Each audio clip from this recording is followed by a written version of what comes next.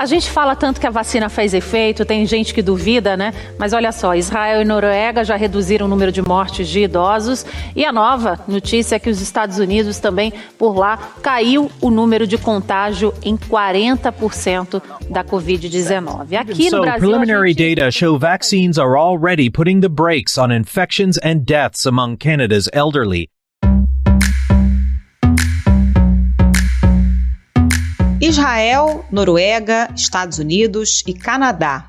Esses são apenas alguns exemplos de países onde a vacinação já ajudou a reduzir as taxas de internações e mortes de idosos por Covid-19. No Brasil, pesquisadores analisaram os dados do Ministério da Saúde e concluíram que a imunização salvou cerca de 14 mil vidas de pessoas com mais de 80 anos no intervalo de 8 semanas, entre meados de fevereiro e abril. O resultado de uma pesquisa da Universidade Federal de Pelotas, em parceria com a Universidade de Harvard, traz esperança no momento em que o Brasil tem mais de 400 mil mortes na pandemia. Entre os mortos por Covid, caiu pela metade a parcela de vítimas maiores de 80 anos. Segundo os pesquisadores, essa queda está ligada à vacinação. Os maiores de 80 anos representavam 28% do total de mortos por Covid no Brasil até janeiro deste ano, quando foi iniciada a campanha de imunização. No final de abril, esse percentual recuou para 13,1%, o menor já registrado para o grupo etário durante toda a pandemia. E os dados poderiam ser ainda melhores se o país dispusesse de mais vacinas, como afirmou ao Jornal Nacional a chefe do Departamento de Saúde Global da Universidade de Harvard, Márcia Castro. Infelizmente, a gente não conseguiu o número necessário de vacinas para começar com essa vacinação de uma forma intensa. Então, agora, o governo está adquirindo mais vacinas, então a esperança é que, na medida que a gente consiga aumentar a cobertura da população com a vacinação, a gente consiga salvar ainda mais vidas. Como os pesquisadores chegaram a esses números? Qual será o impacto da vacinação quando toda a população idosa estiver imunizada? Como as vacinas têm se comportado diante das variantes do coronavírus? E quando será possível perceber os efeitos da campanha de imunização nos números gerais de mortes? Esses são os temas do Ao Ponto desta terça-feira. Eu sou o Roberto Maltic, estou com a Carolina Moran e nesse episódio conversamos com o médico César Victora, professor emérito de epidemiologia da Universidade Federal de Pelotas. Fique com a gente.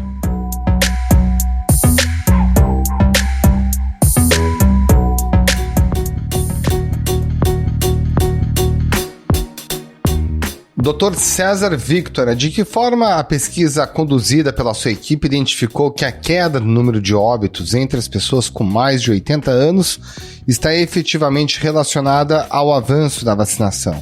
Nós achamos que, comparando a mortalidade de pessoas de 80 anos ou mais, que foram um dos grupos prioritários para a imunização no Brasil, começaram a ser vacinados a partir da metade de janeiro, com a mortalidade de pessoas mais jovens, nós observamos que durante todo o ano de 2020 e também até a metade de fevereiro de 2021, de todos os óbitos por Covid no Brasil, cerca de 25% a 30% eram entre pessoas idosas, né? Por exemplo, em janeiro e fevereiro foi 28% e no ano passado foi todo assim.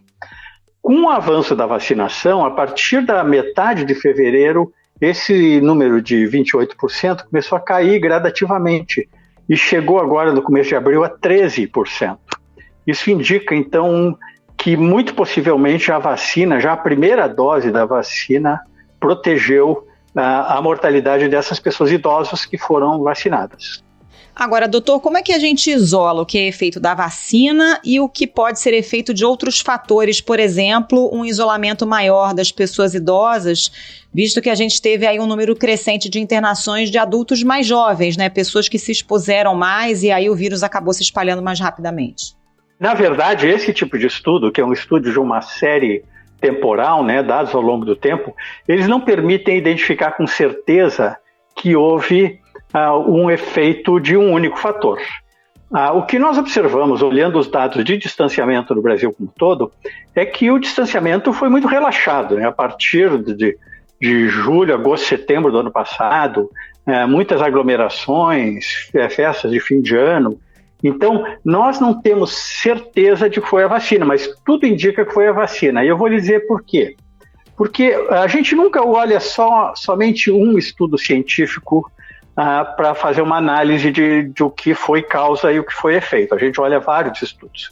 No Brasil, houve 2 estudos científicos em amostras bem menores, um em Manaus e um em São Paulo, que observaram o que aconteceu com os profissionais de saúde que foram vacinados. Nesses 2 grupos também caiu a mortalidade, caíram as internações. E as pessoas continuam expostas ao vírus, né?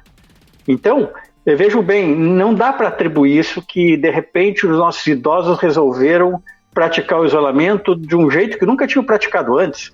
No início do ano passado, veja bem, março e abril, foi quando nós tivemos os maiores índices de isolamento no país. E os idosos representavam 27%, 28% das mortes naquela época onde todo mundo ficava em casa mesmo, né? Então, por essa razão, eu acho que, embora a gente não possa afirmar com 100% de certeza que foi a vacina, tudo indica que foi a vacina, porque foi o que mudou recentemente. Bom, professor, nesse momento, qual é o cenário, né? A gente tem a população de 80 anos, ou mesmo o pessoal com mais de 75 que pôde ao posto de vacinação, ou já recebeu as 2 doses de Coronavac, ou está prestes a receber a segunda dose, ou mesmo já recebeu a segunda da vacina de Oxford, a vacina da AstraZeneca. Agora, o que está acontecendo no Brasil é a vacinação das pessoas em média de 60 anos.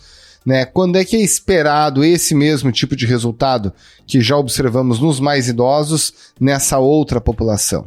Essa tua pergunta é muito boa, né? Na verdade, embora nós não tenhamos ainda publicado isso, no grupo de 70 a 79 anos já está se observando uma queda também na mortalidade proporcional, que é a relação de mortes nessa faixa etária sobre morte de gente mais moça. E a nossa expectativa é que isso vá se acumulando para todos os grupos que estão sendo vacinados, né? Um achado muito positivo do nosso estudo foi que 95% das pessoas de 80 anos ou mais no Brasil já receberam a primeira dose e muitas delas receberam a segunda dose. E outro achado positivo é que a mortalidade começou a cair já com a primeira dose. Nós todos sabemos que o ideal, o correto é fazer as 2 doses da Coronavac, no caso, né? E da AstraZeneca, como você falou, são mais espalhadas as doses no tempo, mas a primeira dose já nos permitiu ver uma queda na mortalidade proporcional. Falo agora de um estudo feito em Manaus que confirmou que a vacina Coronavac é eficaz contra a P1. A P1 é aquela variante brasileira do novo coronavírus que foi descoberta, né, pela primeira vez lá na capital do Amazonas.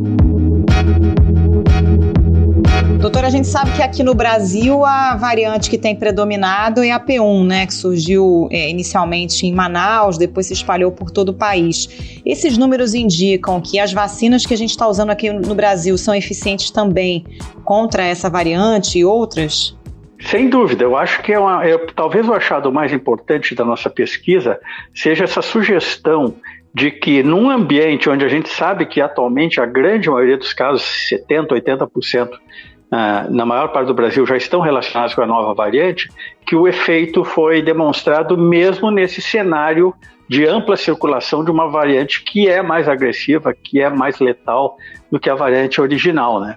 Nós todos sabemos que as vacinas que existem atualmente foram desenhadas para a variante de Wuhan, a variante da China, que foi a variante original do coronavírus.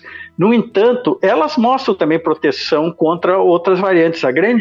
Algumas exceções relacionadas àquela variante sul-africana, mas mostram proteção também. Não é tão boa, né? Se a vacina é desenhada contra um determinado cepa ou variante do vírus, ela pode apresentar uma eficácia e uma efetividade menos marcada contra outras variantes, mas protege igual, e protege principalmente contra casos graves, contra hospitalizações e contra mortes. Doutor, em que medida essas falhas que a gente tem percebido no esquema de vacinação de segunda dose, né? Por exemplo, nessa segunda-feira são 6 capitais sem uma segunda dose de Coronavac disponível. O quanto que isso pode dificultar o achatamento do número de óbitos principalmente nesses públicos mais jovens que começam a ser vacinados?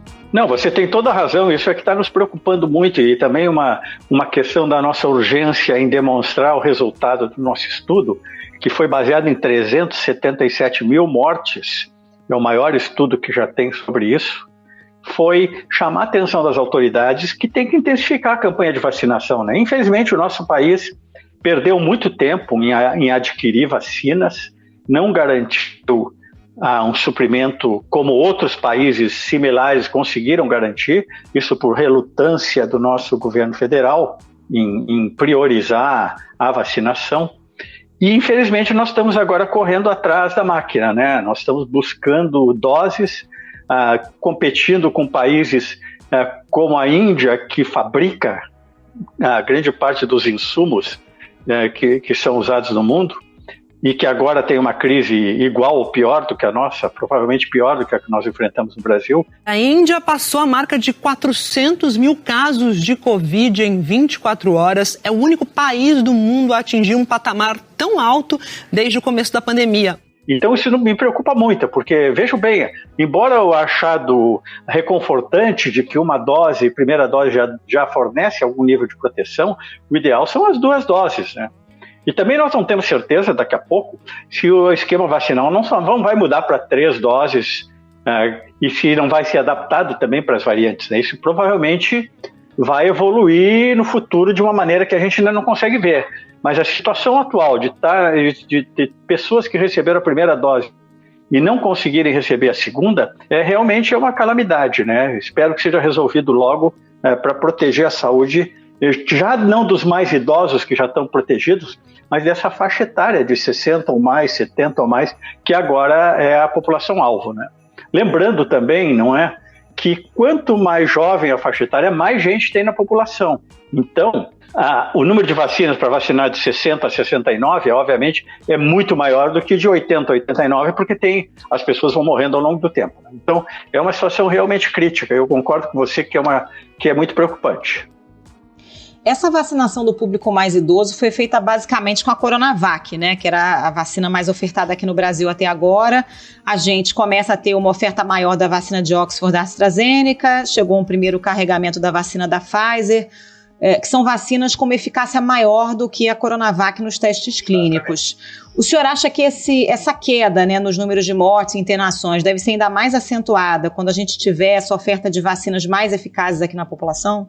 Certamente, isso é o que a gente espera, né? Porque, vejo bem, no nosso estudo, 77% das doses que já haviam sido distribuídas eram da Coronavac, uns 16, 17% era da Oxford AstraZeneca e algumas outras doses de outras vacinas em populações restritas, né? Então, o que nós temos é a expectativa que com a entrada da Oxford AstraZeneca, e principalmente com a entrada das vacinas de RNA, como que é o caso da Pfizer e da Moderna, talvez venha no futuro também, esperamos que venha, o impacto vai ser muito maior ainda, né? A eficácia dessas vacinas é maior. Embora reste também a questão de se elas seriam tão eficazes contra as novas variantes, que vai ter que ser resolvido ainda, né? Então, no momento, a nossa expectativa é de que, se conseguirmos um bom quantitativo das vacinas novas, nós poderemos ter um impacto ainda maior e talvez diminuir a circulação do vírus, né?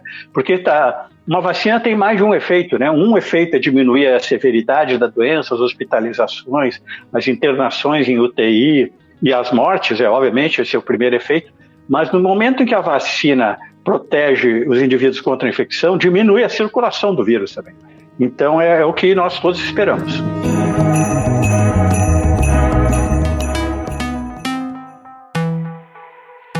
Bom, doutor, a gente vê ritmos diferentes de vacinação em todo o mundo. No Reino Unido, por exemplo, houve uma festa esse fim de semana, uma festa teste, com milhares de pessoas, todas elas testadas negativas para a Covid, sem máscara, se abraçando, se beijando e tudo mais. Aqui no Brasil, o que a gente tem? Um grupo prioritário de 80 milhões e meio de pessoas que poderiam ser vacinadas ainda no primeiro semestre se houvesse 1,5 milhão de doses aplicadas por dia no Brasil.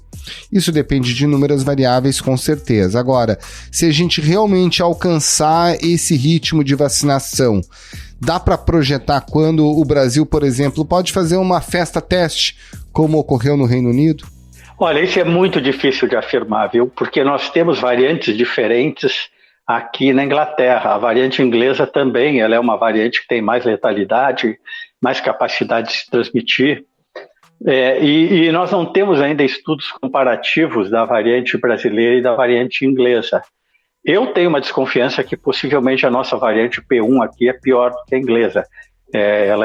Mas isso aí não tem dados firmes sobre isso ainda. Por esse motivo é muito difícil tentar modelar, né? Eu sou epidemiologista há 40 anos, eu nunca fiz nenhuma previsão sobre essa epidemia de Covid, porque eu tenho certeza que todas as previsões acabam se mostrando erradas. Como você mesmo falou agora, não é uma questão simplesmente de vacinar 1,5 milhão de pessoas por dia, o que seria fantástico, excelente, né? Mas também se as pessoas vão respeitar as normas de distanciamento social, de uso de máscara, que essas aí funcionam contra qualquer variante. Isso é o mais interessante, né? E no momento em que a gente diminui a possibilidade do vírus passar de uma pessoa para outra, a gente diminui a incidência e protege a população. Infelizmente, nós estamos observando tudo isso, né? Encontros de pessoas, festas clandestinas, liberação de cerimônias religiosas e outro tipo de aglomerações.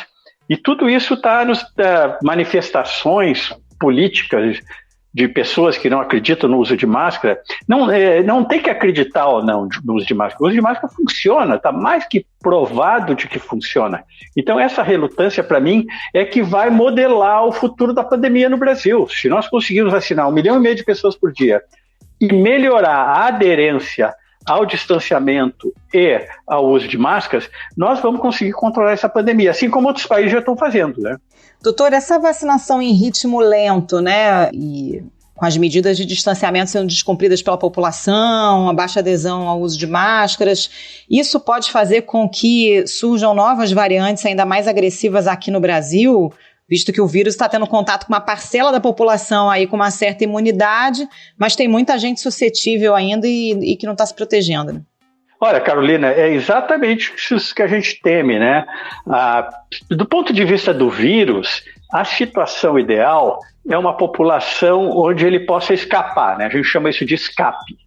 Ele escapa da vacina porque tem muita gente circulando sem máscara, fazendo aglomeração, e aí só sobrevive aquela cepa ou aquela variante que escapou da vacina.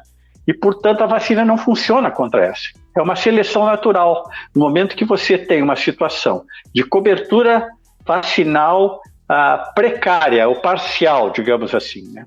E que nós temos aglomeração, nós estamos criando, eu diria, adubando o terreno para o aparecimento de novas variantes ainda piores. Isso aí é a nossa grande preocupação mesmo.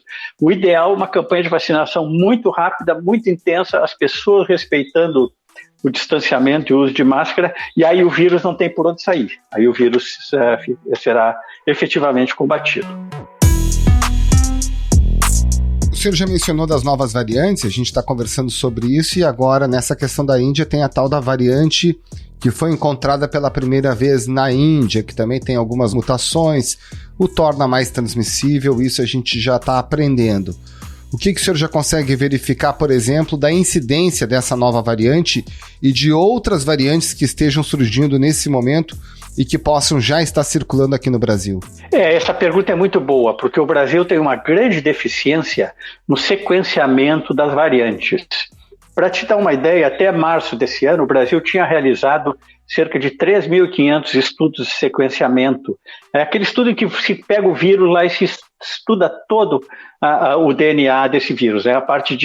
São estudos de epidemiologia genômica.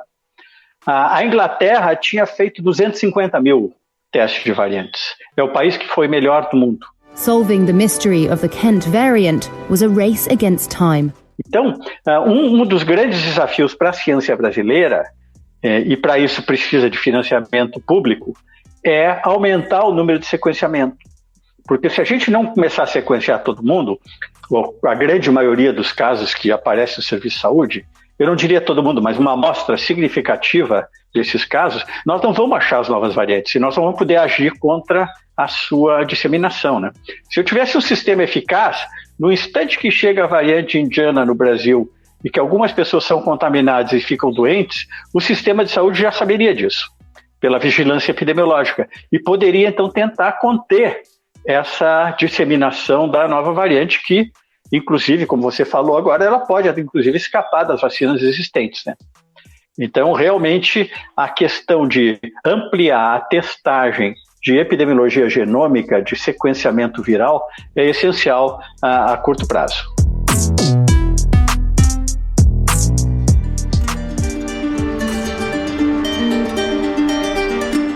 Doutor, alguns países onde a vacinação está mais adiantada, como Estados Unidos e Israel, já começam a relaxar algumas medidas, né? Como o uso de máscaras ao ar livre, liberar pequenas reuniões entre pessoas vacinadas, pequenos grupos. Quais são os indicadores que a gente tem que levar em conta para, de fato, poder começar a pensar num relaxamento? É percentual de população vacinada, taxa de transmissão?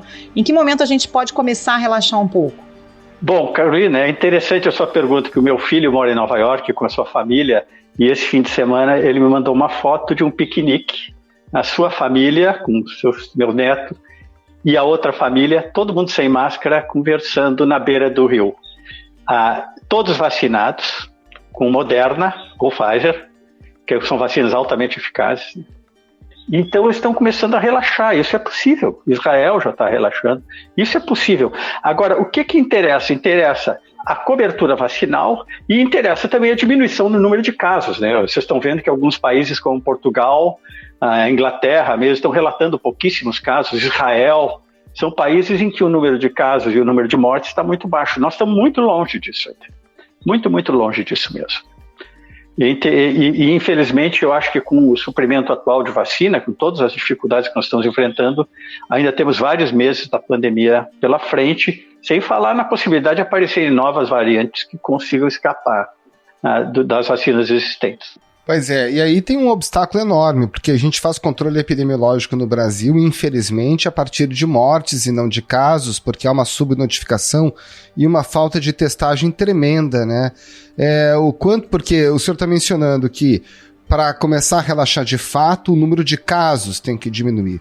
Só que a gente não tem um controle efetivo de casos, a gente tem muito caso no Brasil. Então, essa equação é mais complicada para a gente, é isso? Sem dúvida nenhuma, né? Mas veja bem, como a gente tem uma testagem incompleta, mas mesmo sendo incompleta, ela reflete um pouco o que está... O teste é a ponta do iceberg, né? A principal parte do iceberg, as infecções, elas ficam embaixo d'água e não se vê. Mas quando o iceberg é muito grande, a ponta é maior também. E quando o iceberg é pequeno e vai derretendo, a ponta fica pequena. Então, mesmo sendo uma ponta de iceberg, o número de casos nos dá uma ideia. O número de óbitos é mais confiável. Nós fizemos uma grande pesquisa nacional, a pesquisa EpiCovid-19, no ano passado, em que nós medimos a sorologia, né, os anticorpos contra o coronavírus, e observamos que a relação com o número de óbitos era muito melhor do que com o número de casos, porque o número de óbito é mais real, né? Morreu, pode ter algum erro de diagnóstico, mas é mais confiável. Mas, de qualquer maneira, é importante ver a oscilação no número de casos. Ela dá uma ideia do que está acontecendo, porque a morte leva 2, 3, 4 semanas depois da infecção. Quer dizer, a gente observa um declínio de casos, um declínio de hospitalizações e depois um declínio de mortes, porque aquelas pessoas estavam entubadas na UTI por semanas e a morte só vai ocorrer um bom tempo depois da infecção, né? Então, de qualquer maneira, é útil, tá?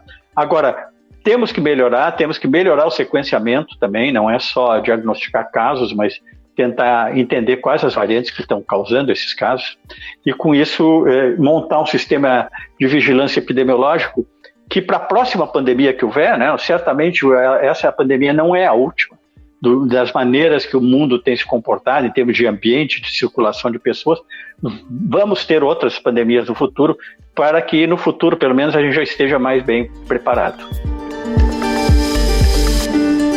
Doutor César Victor, muito obrigada pela participação. Bom trabalho para o senhor. Muito obrigado, doutor. Um grande abraço. Muito obrigado. Tchau.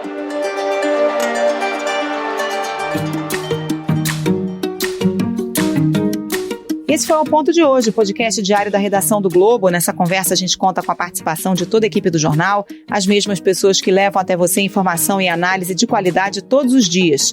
Quer saber mais? Assine o Globo. Acesse assineoglobo.com.br e confira todas as notícias e reportagens especiais.